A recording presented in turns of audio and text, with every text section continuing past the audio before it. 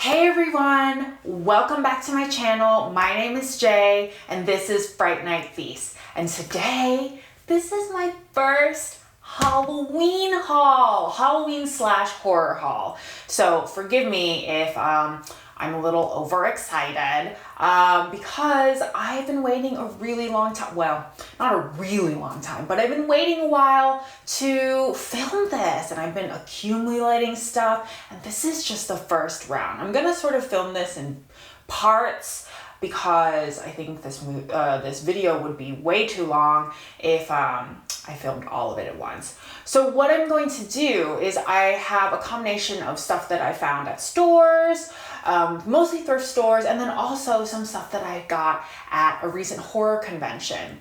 Now, if you follow my mukbang videos, my most recent mukbang video that's titled like horror news, I was wearing a shirt, one of my favorite shirts now, that had all the horror greats listed on them. That was from the horror convention. So let's get started with this haul, right? So first things first, do you guys like my new setup? I'm still working on it. I have prints that are coming up that I want to display. So I don't know, but I got this little pumpkin light. I got this from Amazon because I just needed something. I love jack-o'-lanterns and pumpkins, and I saw this and had to have it. But what it's actually holding up is this amazing print. Now, this is very detailed, so maybe you won't be able to see it in the best of ways, and it might even glare in the light. Anyway, this is by a local artist who lives in Chapel Hill, North Carolina. And his name is Aeron Alfrey. It's spelled A-E-R-O-N, his first name, and for a while I was like, Aeron, I don't know, and then I was like, oh duh, Aaron, like Aaron. Anyway, he told me, so what the picture shows is this like crazy, dilapidated, rundown house, and things, monsters and ghouls and like wings are sprouting, and they're just, all these crazy, creepy things are pouring out of the picture. I will link his Instagram in the description below because I know you guys can't see this to the fullest of its effect. It's absolutely stunning, terribly creepy, and I had to have it, and I love supporting local artists. So this is something that I'm really excited about. I still have to find a frame. This is kind of a weird dimension. If you see little puffs of smoke, I'm sorry, I'm burning a little pumpkin spice candle. But yeah, I can't seem to find a frame in my store, so I might have to go online for it.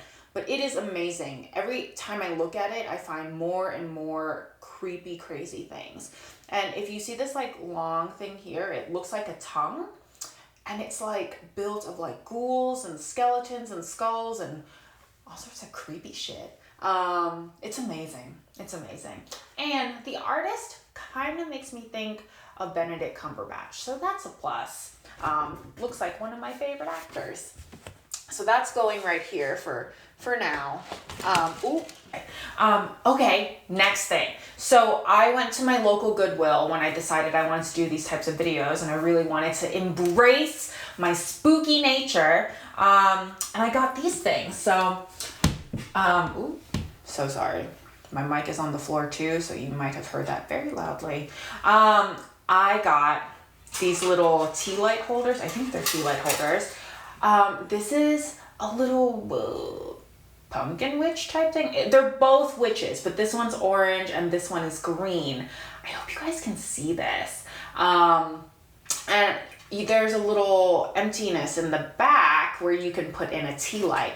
They're so freaking cute. I love them. I wasn't gonna get them at first, but I was like, I love everything that has to do with candles. So I had to buy them. Plus they were really cheap. I don't even know how, they were like $3 each, and Lord knows, probably full price. They were probably like $10 each. So that's a great deal. Little pumpkin witch and little green witch. And I just love everything witches, guys. So that I'm really excited about. And then look at, still have the receipt here. Look at this bowl. It's one of those like little hand bowls. I've always wanted one of these, especially when I was a kid. But my parents were very frugal and they were not necessarily the most festive of people. I think they wanted to be, but they were just too practical for it. They couldn't see the point in spending money on a lot of decorations. Their holiday is Christmas because we grew up Catholic. So Halloween was not so much their thing, even though my mother loves horror movies. I haven't put in the batteries, but this was $5. And what I'm thinking of doing is actually putting all my makeup in here and putting it in my bathroom. Really freaking excited about it. And there are little chips that I can probably just like fix with an orange Sharpie, because let's be honest, that's how I fix things, with Sharpie and duct tape. So I'm really excited about this. So a couple of other things from the horror convention. Guys, look at these comics. Do you see little Michael Myers here? And then this, so this character, gosh, I don't remember what he's called. But okay, first of all, let me tell you what this is. These comics are called junior high horrors, and basically all the classic 80s villains, horror villains, are in middle school, and they're sort of going through their like middle school drama. I think that's what junior high is, right? I didn't grow up in a place where junior high was a thing, but junior high is middle school? I don't know. Anyway, this cover has Michael Myers, and this one is supposed to be Freddy, but Freddy in this comic is sort of incarnated into this like stuffed animal that Nancy carries around, and she's made fun of for it because it's middle school. Why are you still carrying around a stuffed animal, Nancy? Like, come on. But it's actually Freddy. And you can sort of see it, but he has his little glove here. This little knife glove. And it's just the cutest, and it's all in color. Like, look at this. This is magical. I was so excited. I wasn't going to go by this booth at first. But I'm glad I did, because this is it's a very easy read. And, you know, if your younger children are spooky inclined, it's not violent really, or at all, I think. I read it a couple days ago, so I really can't remember. But it's pretty G-rated, but it's really awesome for people who like just love the classic stories and would love to share them with their children, but their children are not ready to see the movies yet.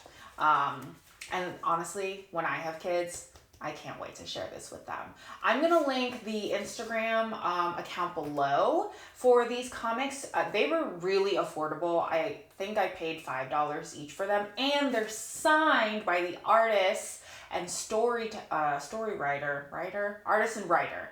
Why can't I talk? I guess I'm just really excited. Yeah, they're signed. So that's really freaking cool. I highly recommend these. I can't wait to get more and build up my collection.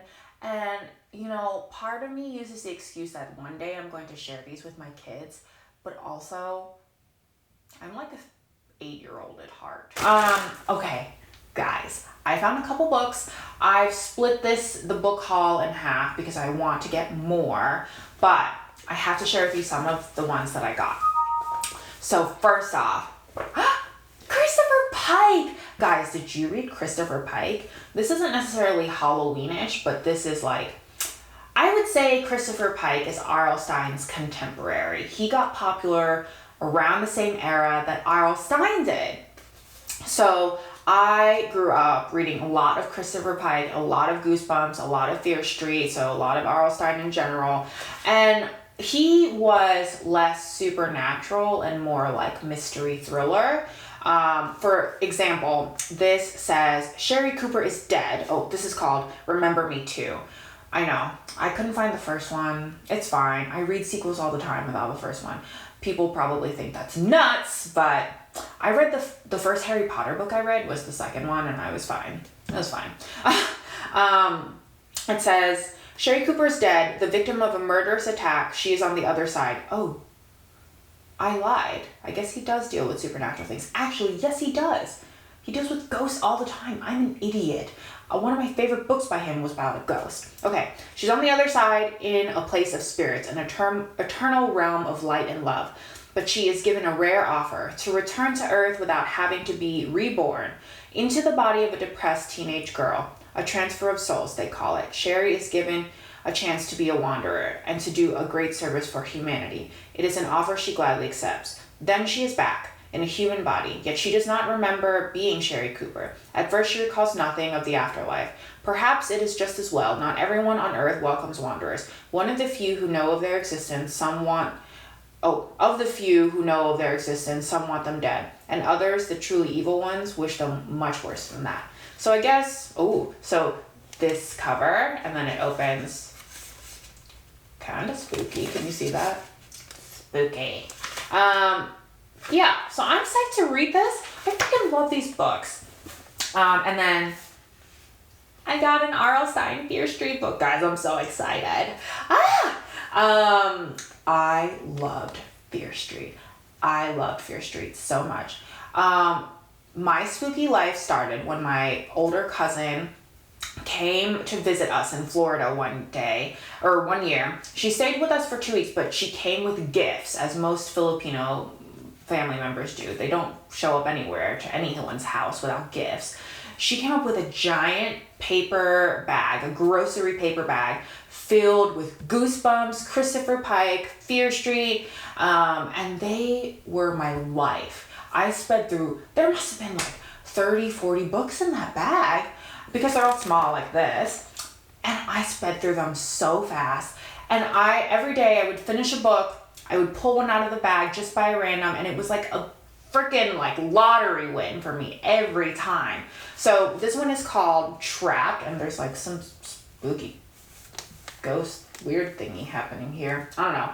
It says, danger, keep out. There's an old story about the tunnels under Shadyside High. Some kids used to party down there back in the 60s until something horrible happened.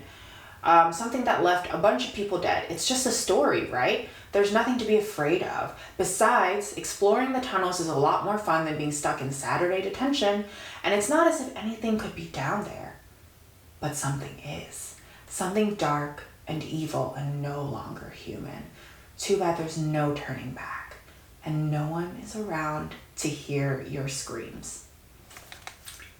I might read this first. This sounds so corny and so wonderful, and it opens my little 12-year-old heart, or however old I was when I read these books. I don't know. But makes my heart happy. Makes my little spooky heart happy. Okay, and then I got this book. This is cool.